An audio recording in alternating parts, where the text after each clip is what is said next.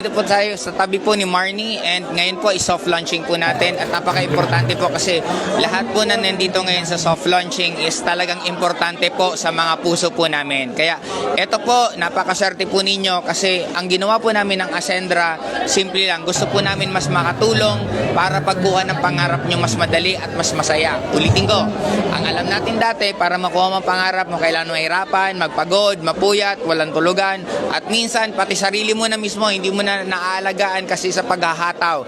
Pero dito po sa Ascendra, ang ginawa po namin, pwede naman maging madali at maging masaya ang pagkuha mo ng pangarap mo. Kaya kung nagtataka ka or nagtatanong ka, ano ba yung sinasabi nito na mas madali at mas masaya?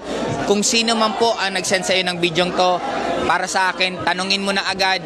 Wala pong mawawala kung magtatanong ka, walang mawawala kung makikita mo. Pero pwede kang magkaroon ng sobrang daming pagbabago sa buhay mo kung titingnan mo kung ano ang meron dito sa Ascendra.